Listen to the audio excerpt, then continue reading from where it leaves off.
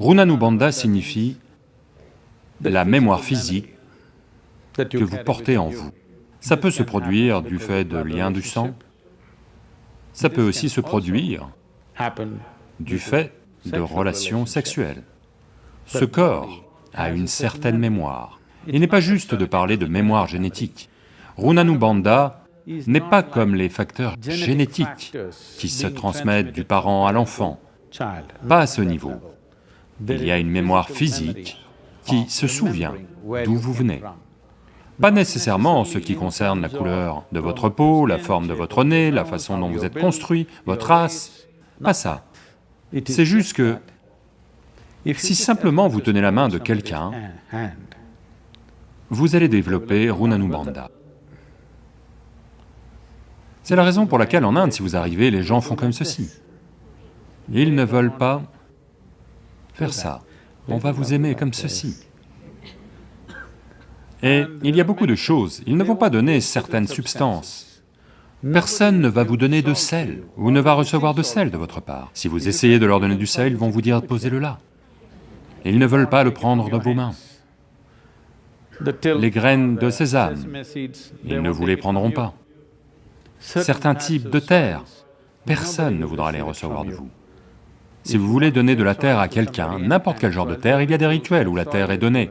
On vous dit toujours, posez-la ici, je la prendrai de là.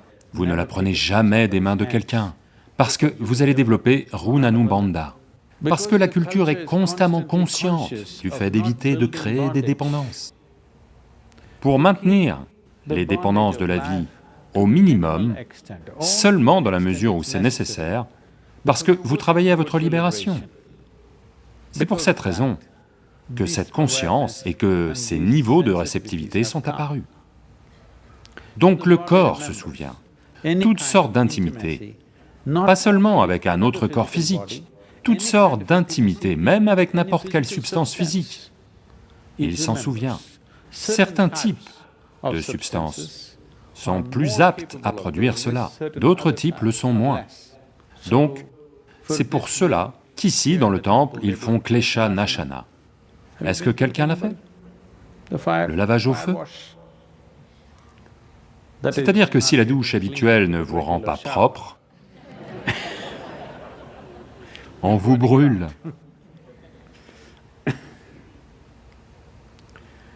Donc, Klesha Nashana est une façon de brûler divers types de mémoires physiques que nous avons amassées. Pas nécessairement du fait des relations, juste par contact, juste en entrant en contact avec tant de choses. Les gens, les situations, les atmosphères, tant de choses que ce corps mémorise. La mémoire physique, au-delà d'un certain point, ce que vous accumulez va causer un certain niveau de confusion. De la confusion, pas ici, cette confusion est autre chose. C'est une chose que vous avez gagnée, mais de la confusion physique. Si le corps est confus, il ne peut pas se détendre. C'est... Beaucoup d'entre vous l'ont remarqué. Certains jours, votre corps semble être confus. Avez-vous remarqué cela? Peu importe où vous vous asseyez. Un autre jour, vous vous asseyez, ah. Donc, nous avons créé divers systèmes pour nettoyer. Il y a le lavage au feu, le lavage à l'air, vraiment. Bien sûr, le lavage à l'eau tous les jours. Vous savez, quand j'étais dans à une époque où je faisais beaucoup de sadhana, je prenais entre 5 et 7 douches par jour. Parce que votre système devient si sensible, vous vous êtes assis sur ce coussin, maintenant vous êtes conscient de ce que ce coussin vous fait. Donc vous voulez vous laver, au moins faire couler de l'eau sur votre corps, de 5 à 7 fois par jour. Il ne s'agit pas de calculer, je dois le faire 5 à 7 fois par jour, à chaque fois que vous le sentez. La plupart des yogis prennent une douche au moins 2 fois par jour, minimum. En général, c'est un plongeon dans la rivière. Au moins une fois, vous vous plongez dans l'eau courante pour être bien lavé. Et pendant le passage de l'hémisphère sud à l'hémisphère nord, qui est pile en ce moment, et de nouveau du nord vers le sud en juin, juillet, à ces périodes, les vents sont forts dans les pays tropicaux, ou du moins en Inde, sur le sous-continent indien, les vents sont forts. Donc, il y a des processus simples où vous devez aller vous tenir debout dans le vent, pour être lavé au vent, lavé comme il faut à l'air. Vous verrez, ça fera des merveilles pour vous. Essayez ceci. Quand il y a une forte brise, portez juste quelque chose d'ample et tenez-vous simplement debout là pendant une demi-heure en étant conscient de cela, avec les yeux fermés, à la fois de ce côté et dans le dos. Vous attendez qu'assez de vent ait soufflé sur vous, vous revenez chez vous et vous vous sentez comme tellement plus léger et mieux. Vous ne savez probablement pas ceci, tous les sannyasis, tous les sadhus et les sannyasis utilisent toujours de la boue tamisée, très fine, de la terre rouge, pour colorer leurs vêtements. Tout l'ashram est peint comme ça, parce que c'est juste de la terre que nous avons utilisée, d'accord? De la terre avec un certain adhésif, colle comme de la peinture. Et tous les bâtiments de l'ashram ont été peints comme ça.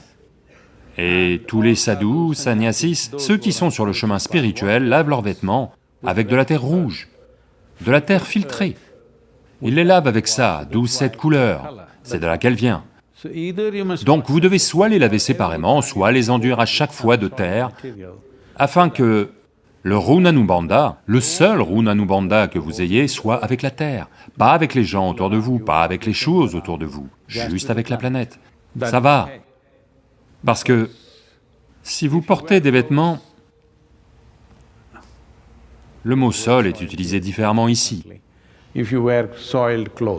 Si vous portez des vêtements souillés, non, pas dans ce sens, trempés dans la terre rouge, si vous portez ces vêtements, d'une certaine manière, c'est un rappel pour le corps sur d'où il vient et où il va aller. Donc, ceux qui sont sur le chemin spirituel utilisent toujours des vêtements qui ont été trempés dans de la terre rouge filtrée. Vous ne le verrez pas, vous n'en aurez pas l'impression, mais en fait, la couleur même, ce sont des vêtements blancs, devenus couleur boue, parce qu'ils ont été constamment lavés avec de la terre filtrée. Donc, pour laver le Runanubandha, une façon de le faire est de prendre un bain de boue. Donc, existentiellement, quand les mémoires physiques se télescopent, elles vont causer un certain niveau de confusion physique qui va causer un certain niveau d'inconfort, un manque d'exubérance, un manque d'implication avec quoi que ce soit. Vous devenez un vétéran de votre vivant. Vous devez être un vétéran de la vie après en avoir fini avec elle. Avant d'en avoir fini avec elle, vous ne devriez pas devenir un vétéran, n'est-ce pas? Mais cela va vous arriver, c'est-à-dire que d'une certaine manière, à cause de mémoires qui se télescopent, vous devenez moins vivant vis-à-vis de tout ce qui vous entoure. C'est ce qui nous préoccupe, que vous deveniez moins vivant.